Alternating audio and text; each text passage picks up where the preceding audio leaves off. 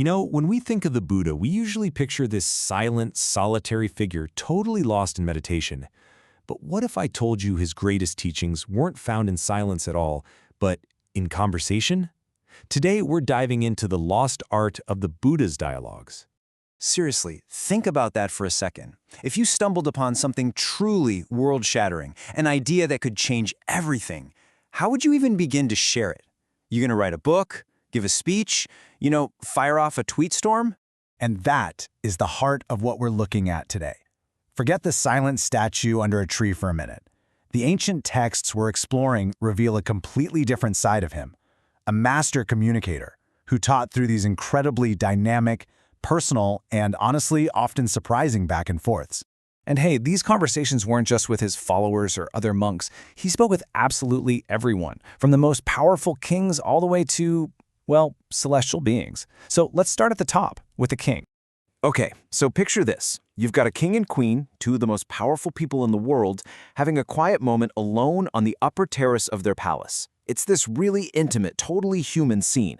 And the king asks a question that just cuts right to the very core of who we are. Wow, what a question, right? He's basically asking, what's the real center of your universe? Is it me, your king? Is it our kids, the kingdom? Or is it something way, way closer to home? And her answer is just stunningly, brutally honest. Nope, it's me. And the king, instead of being offended, has this moment of clarity and says, you know what? Same. Right there in that private moment, they uncover this profound, universal human truth. At the end of the day, we hold ourselves the most dear.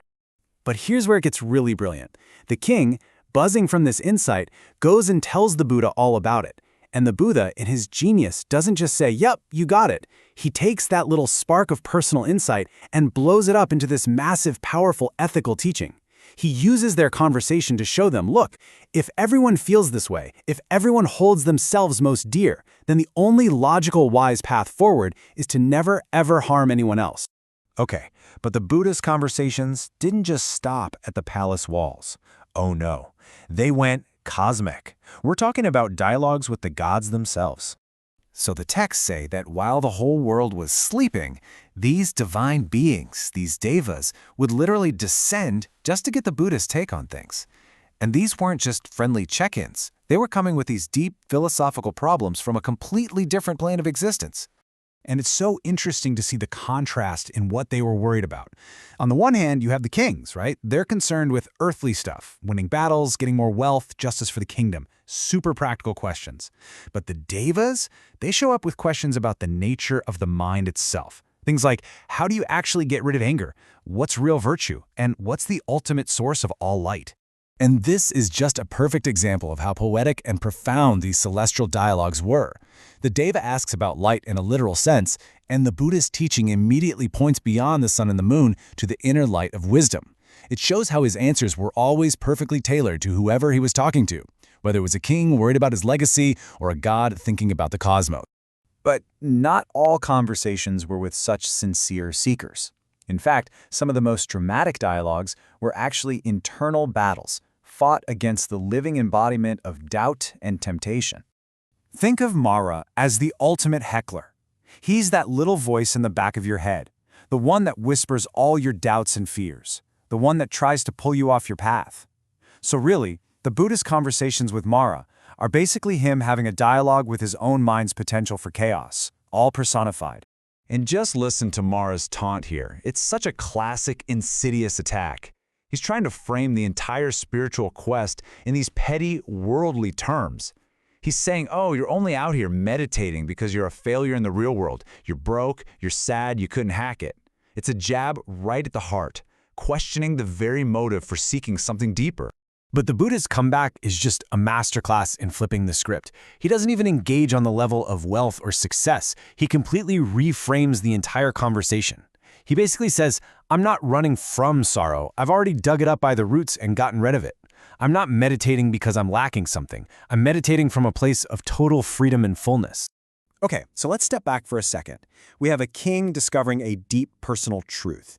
We have gods pondering these huge cosmic questions. And we have this intense internal battle against doubt. 3 totally different dialogues, right? But here's the thing. Every single one was a tool, a tool designed to lead to one specific transformative insight. And it all comes down to this one key concept, nebida. Now, the common translation, revulsion, can be super misleading. It's not about being disgusted with the world, not at all. Think of it more like a deep, calm, clear-headed, I'm done. It's that moment when you finally see the endless, stressful cycle of chasing pleasure and running from pain for what it is, a hamster wheel, and you just quietly, wisely decide to step off and turn inward. And once that happens, it kicks off this beautiful logical chain reaction. First, you get knowledge and vision. You finally see things as they really are. That leads directly to that calm turning away, the nibida. And when you turn away from the chase, your cravings naturally start to fade. That's dispassion. And the final result? Liberation. True freedom. And that is the whole point. This path to liberation is the final destination of every single one of these conversations. For the king, the dialogue led him to see his own motivations clearly. For the gods, it was about seeing beyond worldly illusions. For the Buddha himself, it was seeing Mara's taunts for the empty distractions they were. Each conversation was a unique path designed to get you to that first crucial step, seeing clearly, so that the rest of the path could just unfold on its own. And this brings it all right here, to this very moment. These ancient texts aren't just history lessons, they're a living invitation.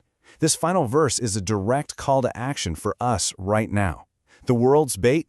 For the king, it was power. For a god, maybe it was pride. For us, it could be anything that hooks us and keeps us running on that wheel. So that's the real question, isn't it? The one this ancient wisdom leaves right at our feet. In your life, right now, what's the bait? What's the distraction? What's the hook? Because seeing it, just seeing it clearly, is the first and most powerful step in any real conversation about freedom.